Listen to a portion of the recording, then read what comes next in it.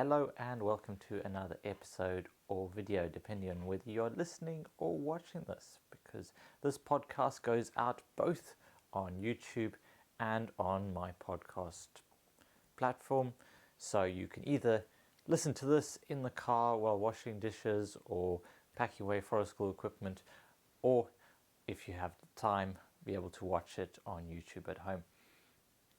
So today we are talking open days. So I recently ran my first open day for my forest school sessions.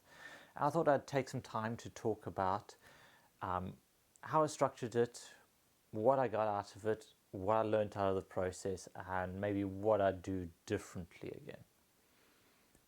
And some of the interesting things that came out of it. So I decided that numbers were a bit low with forest school sessions, and that actually an open day, based on advice I received from others, including ASA, from forest school support, that an open day was a good way for people to come and see the sessions, kind of like running several trial days all in one go. So you just designate a day and go, okay, this day I'm not looking to turn a profit. I might look to just make the minimum cost to run the sessions, but run them at cost. Essentially just invite everyone at a reduced ticket price to come and see the sessions and see what it's all about, and therefore hopefully get more people to join the sessions. And there's a number of different advantages to doing this, but we'll get more into that. So the way I structured it was I have two normal Wednesday sessions. I have a morning and an afternoon, and they're for different age groups. So I ran an open day where each session was its own open day event, and I priced the tickets at £2 because I feel like it's valuable that there is a cost attached, and if you aren't out there in the space and really selling how great your forest school is, then in some cases you may need to raise it or lower it. But I felt initially £2 was good. It would just about cover some tea and biscuits and some odds and ends. But essentially I ran it as a loss because I wanted to get people in and hopefully be able to then run sessions with them in the future. And I set the limits at exactly the same amount of children that I would have during normal sessions. So I keep my sessions really small because it's just me at the moment. So I only have 10 children. And I did have a lot of pressure quite early on when it booked out to add more people. And I made the decision that I wouldn't bring any more people in, as I felt it would detract from the experience. And it is the same way that I safeguard the numbers in my sessions. I will occasionally go up and down by one or two, mostly to accommodate people who have been really good to me or who have specific circumstances. It means they can only come to one session or anything like that. But most of the time, to make sure that I deliver the same quality of sessions, I'm going to cap the numbers. And you really need to make a determination before you get to the point where you're fully booked, how you are going to address those people that want to book and there aren't any places. You could expand it, but you've got to think about the consequences to that. So that's how I structured it, and the idea was I would run one of my top activities. So pick something that had a lot of impact, that showcased all of the things I want to showcase, and that's a whole nother exercise, is going into what you think makes your forest school different or your bushcraft sessions different, and then make sure that these sessions are addressing that. So in my case, I did fire lighting, marshmallows, and then I did in the afternoon for an older group, I did whittling knives. So we did knife safeties using saws and everything else. So fire and tools is my big thing, the thing that I offer above and beyond a lot of other sessions. And then also the atmosphere in there, the community, are things that are harder to demonstrate on an open day, but I tried to work it in wherever possible. So it's really good. And as I said, I fully booked for both sessions. I didn't have any, I had one cancellation, and everyone who booked and said they could come did actually end up coming, because I find if it's a free event, you'll often get people who sign up and then just don't bother turning up. So it's a little bit of setting the hurdle a little higher to encourage those people, only those people who are serious about this, to come in and join the sessions. And you'll actually fill the places with people who do want to be there. So I had the full. I had 14 families, because some of the parents brought siblings, and it was good. It was good to be able to chat. It was good to be able to kind of get an idea of where things were. So we do the activities, but there would always be a period where the children were off playing, and then I could work my way around all of the parents and just have a chat with them about their hopes and dreams for their child, what they're hoping to achieve, why they've come to this Forest Schools open day, what the barriers are, and really open up that conversation. And it was a good conversation to have. So in terms of what I learned from this Forest School open day, first thing was my market is way bigger than I thought it was. For a while I've been struggling to get people in, and when I run a big campaign or something, I might get 1 or 2, 3 or 4 maximum families come in. And this made me realize that there's often untapped market, people out there, potential customers that you either haven't reached or have some sort of barrier to them joining the sessions. Because I was surprised when we went straight from empty to pretty much fully booked with a waiting list in no time at all. And once it hit some homemade groups and WhatsApp groups, it went really far really quickly. So it really highlighted the importance of marketing and reaching out to groups and making yourself known out there, because you don't know how big a market there is until you really push the marketing and the advertising hard. And not saying being pushy or creating posts every single week on every single platform, every single day, every single hour, whatever. I'm just talking about being really intentional and building a marketing plan, making sure it's hitting your target audience. Because I didn't know my audience was this big. I didn't know that potentially could be this big. That's the first thing I learned, is you'd be surprised how big your audience, even if you think it's really niche, because essentially what I'm looking for is homemade families with children between the ages of 5 and roughly 10, 11, who are interested in spending more time outdoors, realize the value of tools and forest school skills, and are willing to pay more than the average forest school session in my area, the average not being very high. So I thought that was a really niche audience, and in some ways it is, but there are more people out there than you think.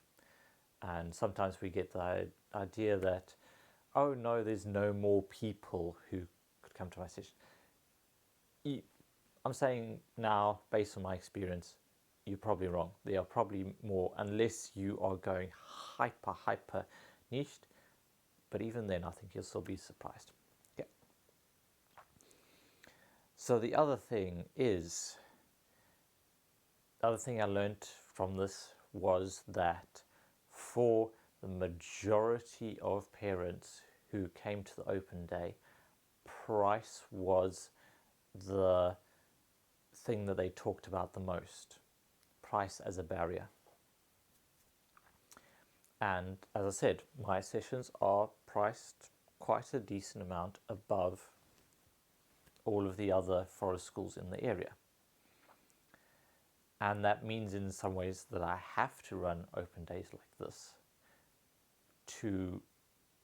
and educate people to the value of the sessions to be able to run it. Because if I look exactly the same as every other forest school and deliver exactly the same amount, but I'm priced more, I'm not likely to acquire and keep those customers. So price was a significant barrier, but hearing about that allowed me also to spend some time challenging it and giving reasons why there is a price differential and selling the value within the forest school. So those are the two big things, amount of audience and also the main barriers within it. It's really good for finding barriers, whether it's distance, time, money, level of provision, or just not knowing what you're actually about. Now, in terms of what I got out of the open day, I can't say that it was a massive success in terms of numbers.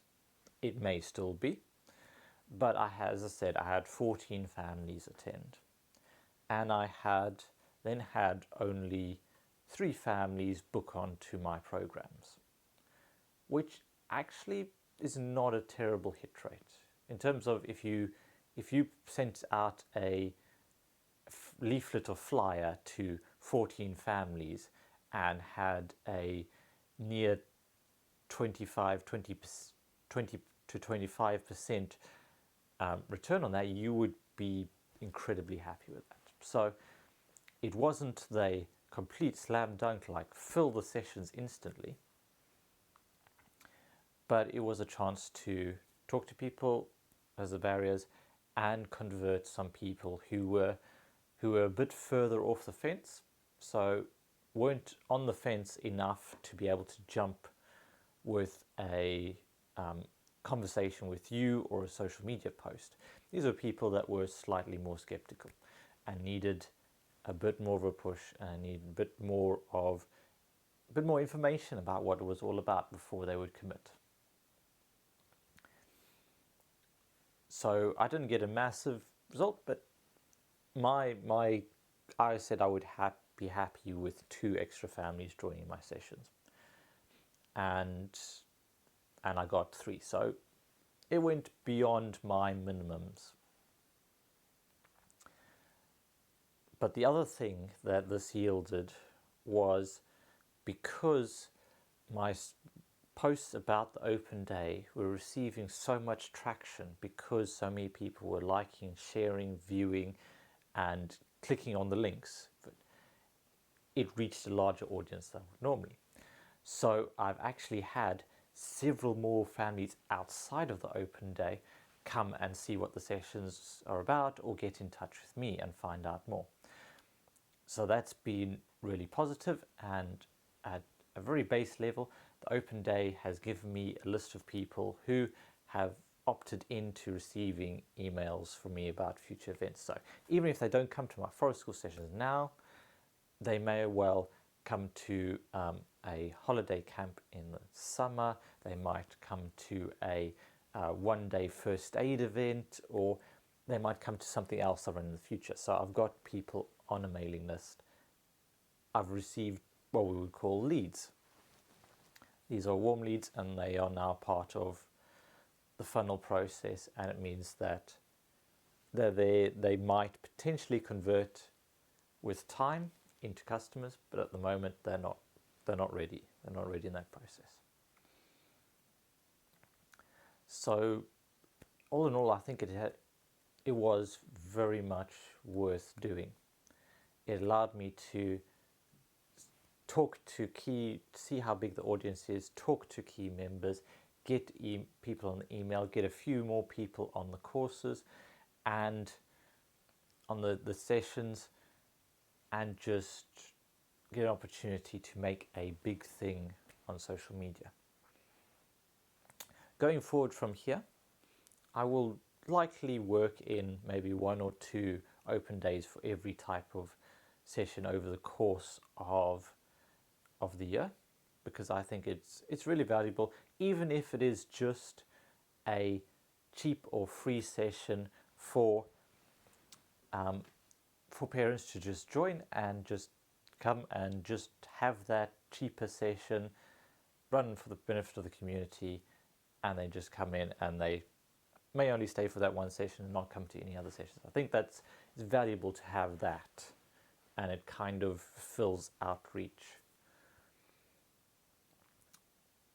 But moving forward, I'm also looking to be a bit more vocal about having a trial discount for my sessions, so that people can book and try the sessions without needing to spend the full amount of an individual day ticket, which I found out can be a barrier. And sometimes it's nice just for people to come and see what it's all about without having to pay a large amount. And on the back of that, I've also set up an open day for a couple of weeks from now for my bushcraft sessions specifically, because those I have open spaces, and based on the success of this, I have increased my prices to £4 because it's a different site, high cost, but I feel £4 is probably a good kind of incentive for people to turn up. So increases slightly, £2 was okay, £4 maybe slightly better. It might even be able to cover some fuel costs and make it a little bit more affordable to run. But at the end of the day, I just enjoyed being able to give back. And so I think all in all, open days, fantastic opportunity to meet people, and it's something that I reckon everyone should try. If you are struggling with lower numbers, or you just want to find out more about your community, or just do something nice for them, open days seem to be the way to do it. So I think I've rambled on for long enough. If you have any other ideas for increasing traction with people, do shoot me an email, or if you're looking for help with your sessions, do get in touch. I'm happy to be a resource for the people out there. Thank you so much for watching and listening. Remember to make the most of every day.